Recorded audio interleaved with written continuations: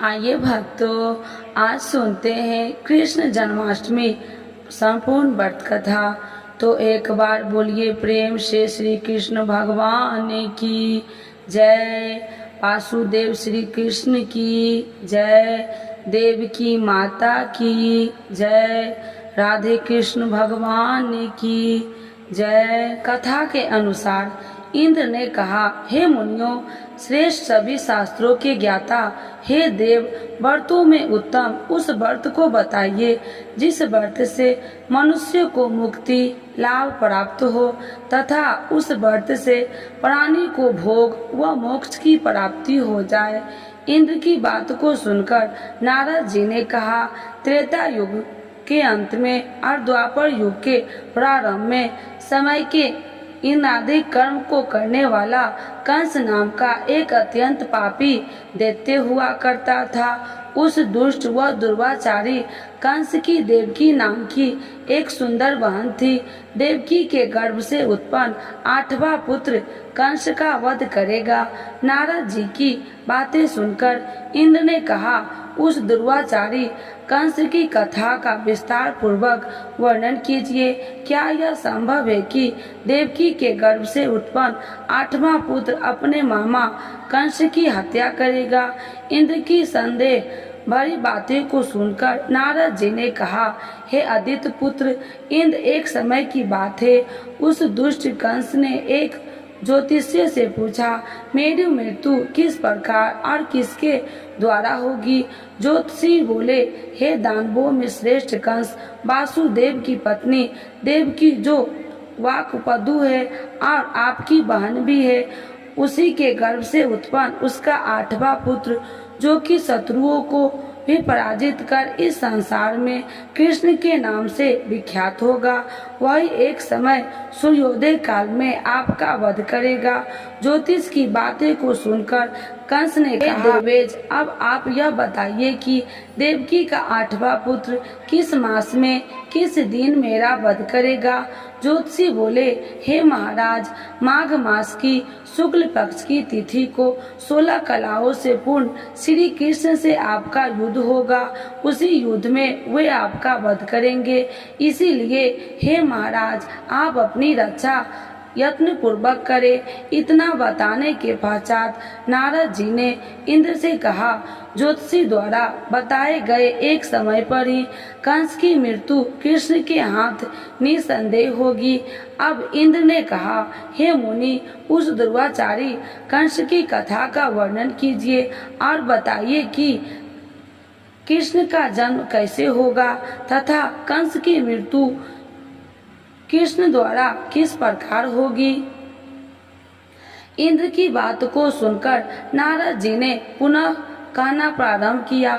उस दुर्वाचारी कंस ने अपने एक द्वारपाल से कहा, मेरी इन प्राणों से प्रिय बहन की पूर्ण सुरक्षा करना। द्वारपाल ने कहा, ऐसा ही होगा। कंस के जाने के पश्चात उसकी छोटी बहन दुखित होते हुए जल लेने के बहाने घड़ा लेकर तालाब पर गई। उस तालाब के किनारे एक वृक्ष के नीचे बैठकर देवकी रोने लगी। उसी समय एक सुंदर स्त्री जिसका नाम यशोदा था, उसने आकर देवकी से प्रिय वाणी से कहा, हे देवी, इस प्रकार तुम क्यों विलाप कर रही हो? अपने रोने का कारण मुझसे बताओ। तब दुखी देवकी ने यशोदा से कहा, हे बहन, नीच कर्मों से आसक्त दुर्वाचारी मेरा ज्येष्ठ भ्राता कंस है। उस दुष्ट भ्राता ने मेरे कई पुत्रों का वध कर दिया है।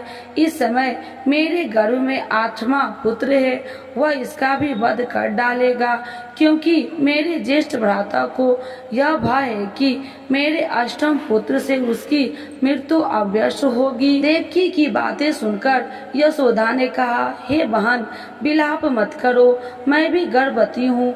यदि मुझे कन्या हुई तो तुम अपने पुत्र के बदले उस कन्या को ले लेना। इस प्रकार तुम्हारा पुत्र कंस के हाथों मारा नहीं जाएगा। तदंतर कंस ने अपने द्वारपाल से पूछा, देवकी कहाँ है?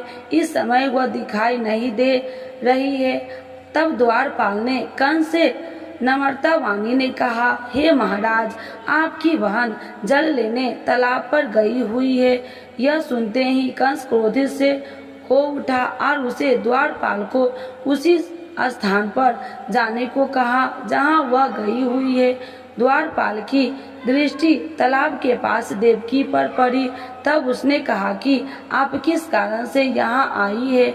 उसकी बातें सुनकर देवकी ने कहा, मेरे घर में जल नहीं था, मैं जल लेने जलाशय पर आई हूँ। इसके पश्चात देवकी अपने घर की ओर चली गई। कंस ने पुनः द्वारपाल से कहा कि इस घर में मेरी बहन की तुम पूर्णतः सुरक्षा करो। अब कंस को इतना भय लगने लगा कि घर के भीतर दरवाजे में विशाल ताले बंद करवा दिए और दरवाजे के बाहर दैत्य और राक्षसों को पहरेदारी के लिए नियुक्त कर दिया। कंस हर प्रकार से अपने प्राणों को बचाने के प्रयास कर रहा था। एक समय सी राशि के सूर्य में आकाश मंडल में जलाधारी मेघों में अपना प्रभुत्व स्थापित किया। भादो मास की कृष्ण पक्ष की अष्टमी तिथि को घनघोर अर्ध रात्रि थी। उस समय चंद्रमा भी विश्व राशि में था। रोहिणी नक्षत्र बुधवार के दिन सौभाग्य योग से संयुक्त चंद्रमा की आधी रात में उदय होने पर आधी रात के अंतर एक घड़ी जब वह जाए तो श्रुति स्मृति पूर्णावक्त फल निसंदेह प्राप्त होता है। इस प्रकार बताते हुए नारद जी ने इंद्र से कहा, ऐसे विजय नामक शुभ मुहूर्त में श्री कृष्ण का जन्म हुआ है और श्री कृष्ण के प्रभाव से ही उसी क्षण वंदीगिरी के दरवाजे स्वयं खुल गए। द्वार पर पहरा देने वाले पहरेदार राक्षस सभी मूर्छित हो गए। देवकी ने उसी क्षण अपने पति वासुदेव से कहा, हे स्वामी, आप निद्रा का त्याग करें और मेरे इस पुत्र को गोकुल में ले जाए और वहाँ इस पुत्र को नंद गोप की धर्म पत्नी यशोदा को दे दे। उस समय यमुना जी पूर्ण रूप से बाढ़ग्रस्त थी, किंतु जब वासुदेव जी बालक श्री कृष्ण को सूप में लेकर यमुना जी को पार करने के लिए उतरे, उसी क्षण बालक के चरणों का स्पर्श होते ही यमुना जी अपने पूर्व स्थिर रूप में आ गई। किसी प्रकार वासुदेव गोकुल पहुँचे और नंद के घर में प्रवेश कर उन्होंने अपना पुत्र तत्काल उन्हें दे दिया और उसके बदले में उनकी कन्या ले ली। वे तत्काल वहां से वापस आकर कंस के वंदीगिरी में पहुंच गए। प्रातः काल जब सभी राक्षस पहरेदार निद्रा से जागे तो कंस ने द्वारपाल से पूछा कि अब देवकी के गर्भ से क्या हुआ है, इस बात का पता लगाकर मुझे बताओ। द्वारपाल ने महाराज की आज्ञा को मानते हुए कारागार में जाकर देखा तो वहां देवकी की गोद में एक कन्या थी, जिसे देखकर द्वारपालों ने कंस को सूचित किया, किंतु कंस को तो उस कन्या से भय होने लगा। अतः वह स्वयं कारागार में गया और उसने देवकी की गोद से कन्या को झपेट लिया और उसे एक पत्थर की चट्टान पर पटक दिया, किंतु वह कन्या विष्णु की माया से आकाश की ओर चली गई और अंतरिक्ष में जाकर विद्युत के रूप में प्रवाहित हो गई। उसने आकाशवाणी कर कंस से कहा, हे दुष्ट, तुझे मारने वाला गोकुल में नंद के घर में उत्पन्न हो चुका है और उसी से तेरी मृत्यु सुनिश्चित है। मेरा नाम तो वैष्णवी है, मैं संसार के कर्ता भगवान विष्णु की माया से उत्पन्न हूँ। इतना कहकर वह स्वर्ग की ओर चली गई। वह आकाशवाणी को सुनकर कंस क्रोधित हो उठा। उसने नंद के घर से पूतना राक्षसी को कृष्ण का वध करने के लिए भेजा, किंतु वह राक्षसी कृष्ण को स्तनपान कराने लगी तो कृष्ण ने उसके स्तन से उसके प्राणों को खींच लिया और वह राक्षसी कृष्ण कृष्ण कहते हुए मृत्यु को प्राप्त हो गई। जब कंस को पूतना की मृत्यु का समाचार प्राप्त हुआ तो उसने कृष्ण के वध करने के लिए क्रमशः कैसी नामक दैत्य को अश्व के रूप में, उसके पश्चात अरिष्ट नामक दैत्य को बैल के रूप में भेजा, किंतु ये दोनों भी कृष्ण के हाथों मृत्यु को प्राप्त हुए। इसके पश्चात कंस को काल या खाए नामक दैत्य को कौवे के रूप में भेजा, किंतु वह भी कृष्ण के हाथों मारा गया। अपने बलवान राक्षसों की मृत्यु के आघात से कंस अत्यधिक भयभीत हो गए। उसने द्वारपालों को आज्ञा दी कि नंद को तत्काल मेरे समक्ष उपस्थित करो। द्वारपाल नंद को लेकर जब उपस्थित हुए तब कंस ने नंद से कहा कि यदि तुम्हें अपने प्राणों को बचाना है तो पराजित से पुष्प ले जाओ, यदि तुम नहीं लाए तो तुम्हारा वध निश्चित है। कंस की बातों को सुनकर नंद ने ऐसा ही होगा कहा और अपने घर की ओर चल गए। घर आकर उन्होंने संपूर्ण वृत्तांत अपनी पत्नी यशोदा को सुनाया, जिसे श्री कृष्ण भी सुन रहे थे।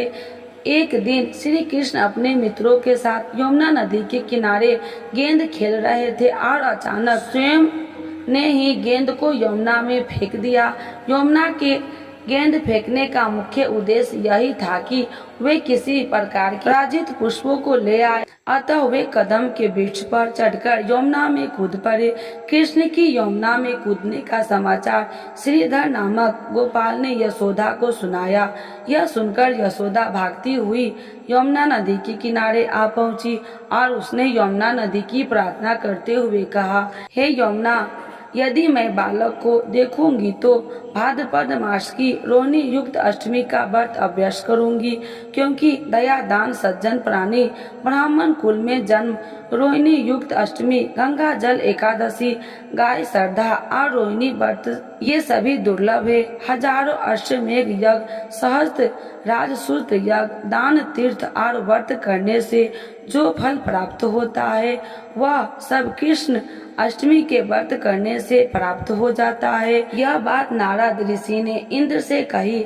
इंद्र ने कहा, हे मुनियों, मैं श्रेष्ठ नारद यमुना नदी में कूदने के बाद उस बाल रूपी श्री कृष्ण ने पाताल में जाकर क्या किया, यह संपूर्ण वृत्तांत भी बताइए। नारद जी ने कहा, हे इंद्र, पाताल में उस बालक ने से नागराज की पत्नी ने कहा कि तुम यहाँ क्या कर रहे हो, कहाँ से आए हो और यहाँ आने का क्या प्रयोजन है। नाग पत्नी बोले, हे कृष्ण, क्या तूने धूर्त क्रीड़ा की है जिसमें अपना समस्त धन हार गया है? यदि यह बात ठीक है तो ककर मुकट और मुनियों का हार लेकर अपने घर में चले जाओ, क्योंकि इस समय मेरे स्वामी शयन कर रहे हैं। यदि वे उठ गए तो वे तुम्हारा भक्षण कर जाएंगे।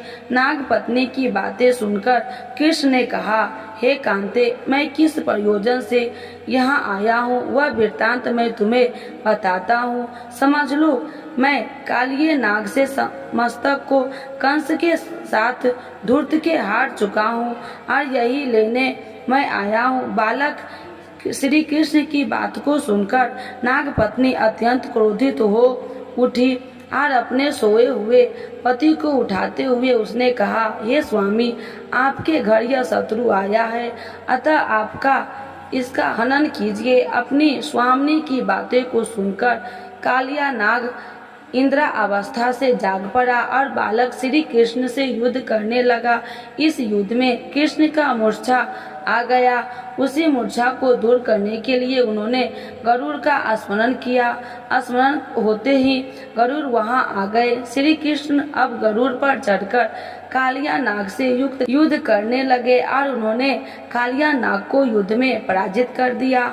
अब कालिया नाग से भली भांति जान लिया था कि मैं जिससे युद्ध कर रहा हूँ वे भगवान विष्णु के अवतार श्री कृष्ण ही है। अतः उन्होंने श्री कृष्ण के चरणों में साष्टांग प्रणाम किया और पराजित से उत्पन्न बहुत से पुष्पों को मुकुट में रखकर श्री कृष्ण को भेंट दिया। जब श्री कृष्ण चलने को हुए तब कालिया नाग की पत्नी ने कहा, हे स्वामी, मैं कृष्ण को नहीं जान पाई। हे जनार्दन, मंत्र रहित, क्रिया रहित, भक्ति भाव रहित मेरी रक्षा कीजिए। हे प्रभु, मेरे स्वामी, मुझे वापस दे दे। तब श्री कृष्ण ने कहा कि हे सर्पिणी, दैत्यों में जो सबसे बलवान है उस कंस के सामने मैं तेरे पति को ले जाकर छोड़ दूंगा, अन्यथा तुम अपने घर को चली जाओ। अब श्री कृष्ण की कालिया नाग के फन पर नृत्य करते हुए यमुना के ऊपर आ गए। तदंतर कालिया को फुफकार से तीनों लोकों में कामपयन हो गए। श्री कृष्ण कंस की मथुरा नगरी को चले गए। वहाँ कमल पुष्पों को देखकर यमुना के मध्य जलाशय में वह कालिया सर्प भी चला आया। इधर कंस की विषमुक्त हो गए तथा श्री कृष्ण प्रसन्नचित्त होकर गोकुल लौट आए। उनके गोकुल आने पर उनकी माता यशोदा ने विभिन्न प्रकार के उत्सव किए। अब इंद्र ने नारद जी से पूछा, हे महामुने, संसार के प्राणी बालक श्री कृष्ण के आने पर अत्यधिक आनंदित हुए। आखिर श्री कृष्ण ने क्या क्या चरित्र किया है, यह सब आप मुझे बताने की कृपा करें। नारद जी ने इंद्र से कहा, मन को हरने वाला मथुरा नगर यमुना नदी के दक्षिण भाग में स्थित है। वहाँ कंस का महाबलशाली भाई चारुन रहता है। उस चारुन ने श्री कृष्ण के मल्ल युद्ध की घोषणा की है। वे हे इंद्र, श्री कृष्ण एवं चारुन का मल्ल युद्ध अत्यंत आश्चर्यजनक था। चारुन की अपेक्षा श्री कृष्ण बाल रूप में थे। मेरी शंख और मृदक के शब्दों के साथ कंस और कैसी इस युद्ध को मथुरा की जन सभा को मध्य में देख रहे थे।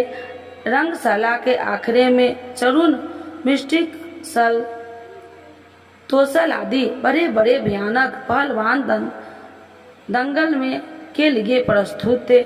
महाराज कंस अपने बड़े बड़े नागरिकों तथा मंत्रियों के साथ उच्च मंच पर विराजमान थे। रंगशाला में प्रवेश करते ही श्री कृष्ण ने अनायास की धनुष को अपने बाएं हाथों से उठा लिया। पलक झपकते ही सबके सामने उसकी डोरी चढ़ा दी और डोरी को ऐसे खींचा कि वह धनुष भयंकर शब्द करते हुए टूट गया। धनुष की रक्षा करने वाले सारे सैनिक को दोनों भाइयों ने ही मार गिराया। लाल पीड़ा का वध कर श्री कृष्ण ने उसके दोनों हाथों को उखाड़ लिया और उसके महावत एवं अनेक दुष्टों का संहार किया। कुछ सैनिक भाग खड़े हुए और महाराज कंस को सारी सूचनाएं दी तो कंस ने क्रोध से दांत पीसते हुए चारुन मुष्टि को शीघ्र ही दोनों बालकों का वध करने के लिए इंगित किया। इतने में श्री कृष्ण एवं बलदेव अपने अंगों पर खून के कुछ छींटे धारण किए और हाथी के विशाल दांतों को अपने कंधे पर धारण किए। श्री शावक की भाली मुस्कुराते हुए अखाड़े में समीप पहुँचे। चारुन और मुष्टिक के उन दोनों भाइयों को मल्ल युद्ध के लिए ललकारा। नीति विचारक श्री कृष्ण ने अपने समान आयु वाले मल्ल से लड़ने की बात कही, किंतु चारुन ने श्री कृष्ण को और मुष्टि को बलराम जी को बड़े दर्प से महाराज कंस का मनोरंजन करने के लिए ललकारा। श्री कृष्ण बलराम तो ऐसे चाहते थे कि इस प्रकार मल्ल युद्ध प्रारंभ हो गया। वहां पर बैठी हुई पूरी स्त्रियां अनीतिपूर्ण मल्ल युद्ध को देखकर वहां से उठकर चलने को उधर हो गई। श्री कृष्ण रूप माधुरी का दर्शन कर कहने लगे कि अहो, सच पूछो तो ब्रजभूमि भी परम पवित्र और धन्य है। वहाँ परम पुरुषोत्तम मनुष्य के वेश में छिपकर रहते हैं। देव महादेव शंकर और लक्ष्मी जी जिनके चरण कमल की पूजा करते हैं, वे ही प्रभु वहाँ रंग बिरंगे पुष्पों की माला धारण कर गौओं के पीछे पीछे सखाओं और बलराम जी के साथ बांसुरी बजाते और नाना प्रकार की क्रीड़ाओं करते हुए आनंद से विचरण करते हैं। श्री कृष्ण के इस रूपम धूम्रिया का आश्रयदान केवल व्रजवासियों एवं विषय कर गोपियों के लिए ही सुलभ है। जहाँ की मूल्य सुख सारी गौवे बछड़े तथा नदी सभी धन्य है। वे स्वतंत्र रूप से श्री कृष्ण की विधिवत प्रकार की माधुर्यों का पान करने निराहार हो जाते हैं। तभी वे ऐसी चर्चा कर रही है। ठीक श्री कृष्ण ने चारुन और बलराम जी के मुष्टक को पछाड़कर उनका वध कर दिया। तदंतर कूट, सल, सोतन आदि भी मारे गए। इतने में कंस ने क्रोधित होकर श्री कृष्ण बलदेव और नंद वासुदेव सबको बंदी बनाने के लिए आदेश दिया। सबके देखते देखते बड़े वेग से उछलकर श्री कृष्ण उसके मंच पर पहुंचे गए और उसकी चोटी पकड़कर नीचे गिरा दिए। उसकी छाती के ऊपर कूद गए, जिसके उसके प्राण वेछुरु उड़ गए। इस प्रकार सहज ही कंस मारा गया। श्री कृष्ण ने रंगशाला में अनुचरों के साथ कंस का उद्धार किया। कंस के पूजित शंकर भी इस रंग को देखकर कीर्त हो गए, इसलिए उनका नाम श्री रंगेश्वर हुआ। वह स्थान आज भी श्री कृष्ण इस रंगमयी लीला की पात का फला रहा है। श्री भागवत अनुसार तथा श्री विश्वनाथ चक्रवर्ती पाद के विचार से कंस का वध शिवरात्रि के दिन हुआ था, क्योंकि कंस के क्रूर और एकादशी की रात अपने घर बुलाया था। उसने मंत्रणा की थी कि श्री कृष्ण ने अपने पैरों को चारुन के गले में फंसाकर उसका वध कर दिया। चारुन की मृत्यु के पश्चात उसका मल्ल युद्ध कैसी के साथ हुआ। इसी क्षण श्री कृष्ण ने गरुड़, बलराम तथा सुदर्शन चक्र का ध्यान किया, जिसके परिणाम स्वरूप बलदेव जी सुदर्शन चक्र लेकर गरुड़ पर आरूढ़ हो गए। उनके आता देख बलराम श्री कृष्ण के सुदर्शन चक्र को उनसे लेकर स्वयं गरुड़ की पीठ पर बैठकर न जाने कितने राक्षसों और दैत्यों का वध कर दिया, कितने को शरीर अंग भंग कर दिया। इस युद्ध में श्री कृष्ण और बलदेव ने असंख्य दैत्यों का वध किया। बलराम जी ने अपने आयुध शस्त्र हल से और श्री कृष्ण सुदर्शन चक्र से माघ मास की शुक्ल पक्ष की 7वीं को विशाल दैत्य के समूह को सर्वनाश किया। तब अंत में केवल दुर्वाचारी कंस ही बच गया। तो कृष्ण ने कहा, हे दुष्ट अधर्मी दुर्वाचारी, अब मैं इस महायुद्ध स्थल पर तुझसे युद्ध कर तथा तेरा वध कर इस संसार को तुझसे मुक्त कराऊंगा। यह कहते हुए श्री कृष्ण ने उसके केशों को पकड़ लिया और कंस को घुमाकर पृथ्वी पर पटक दिया, जिससे वह मृत्यु को प्राप्त हुआ। कंस के मरने पर देवताओं ने शंख घोष व पुष्पवर्ती की वहां उपस्थित समुदाय श्री कृष्ण की जय जयकार कर रहा था। कंस की मृत्यु पर नंद देवकी, वासुदेव, यशोदा और इस संसार के सभी प्राणियों ने हर्ष पर्व मनाया। तो एक बार बोलिए प्रेम से श्री कृष्ण भगवान की जय। राधे कृष्ण भगवान की जय। जन्माष्टमी उपवास और पूजन विधि। इस कथा को सुनने के पश्चात इंद्र ने नारद जी से कहा, हे ऋषि, इस कृष्ण जन्माष्टमी का पुण्य विधान बताइए। वह इसके करने से क्या पुण्य प्राप्त होता है, इसके करने की क्या विधि है। नारद जी ने कहा, हे इंद्र, भाद्रपद मास की कृष्ण जन्माष्टमी को इस व्रत को करना चाहिए। इस दिन ब्रह्मचर्य आदि नियमों का पालन करते हुए श्री कृष्ण का स्थापना करना चाहिए। सर्वप्रथम श्री कृष्ण की मूर्ति स्वर्ण कलश के ऊपर स्थापित कर चंदन, धूप, पुष्प, कमल पुष्प आदि से श्री कृष्ण की प्रतिमा को वस्त्र से वेष्टित कर विधि पूर्वक अर्चन करे। क्रुचित छोटी पीतल और सौठ को श्री कृष्ण के आगे अलग अलग रखे। इसके पश्चात भगवान विष्णु के 10 रूपों को देवकी सहित स्थापित करे। हरि सानिध्य के भगवान विष्णु के 10 अवतारों गोपिका, यशोदा, वासुदेव, नंद, बलदेव, देवकी, गायों, वत्स, कालिका, यमुना नदी, गोपगंग और गोप पुत्रों का पूजन करे। इसके पश्चात 8वें वर्ष की स्थापित इस महत्वपूर्ण व्रत का उद्यापन कर भी करे। यथाशक्ति विधान द्वार श्री कृष्ण की स्वर्ण प्रतिमा बनाए। इसके पश्चात मत्स्य कुरुम इस मंत्र द्वारा आचरण अनादि करे। आचार्य ब्रह्मा तथा 8 ऋषित्व को वैदिक रीति से वर्णन करे। प्रतिदिन ब्राह्मणों को दक्षिणा और भोजन देकर प्रसन्न करे। श्री कृष्ण जन्माष्टमी के भोजन विधि। उपवास के पूर्व रात्रि का हल्का भोजन करे और ब्रह्मचर्य का पालन करे। उपवास के दिन प्रातःकाल स्नान आदि नित्य कर्मों से नियुक्त हो जाए। पश्चात सूर्य को सोम, यम, कमल, संधि, भूल पर्व दिक्पदी भूमि आकाश खेचर अमर और ब्रह्मादि को नमस्कार कर पूर्व उत्तर मुख बैठे। इसके बाद जल फल कुश और गंध लेकर संकल्प करे। अब मध्याह्न के समय काले तिल जल से स्नान करे। देवकी जी के लिए सूतिका गृह नियम करे। तत्पश्चात भगवान श्री कृष्ण की मूर्ति या चित्र स्थापित करे। मूर्ति ने बालक श्री कृष्ण को स्थापना कराती हुई देवकी हो और लक्ष्मी जी के उनके चरणों में स्पर्श किए हो अथवा ऐसे भाव से इसके बाद विधि विधान से पूजन करे। पूजन में देवकी वासुदेव बलदेव नंद यशोदा लक्ष्मी श्री कृष्ण जन्माष्टमी के पूजन का फल जो व्यक्ति जन्माष्टमी के व्रत को करता है वह ऐश्वर्य और मुक्ति को प्राप्त करता है। आयु कीर्ति यश लाभ पुत्र व पौत्र को प्राप्त कर इसी जन्म को सभी प्रकार के सुखों को भोगकर अंत में मोक्ष को प्राप्त होता है। जो मनुष्य भक्ति भाव से श्री कृष्ण की कथा को सुनते या पढ़ते हैं उनके समस्त पाप नष्ट हो जाते हैं, वे उत्तम गति को प्राप्त होते हैं।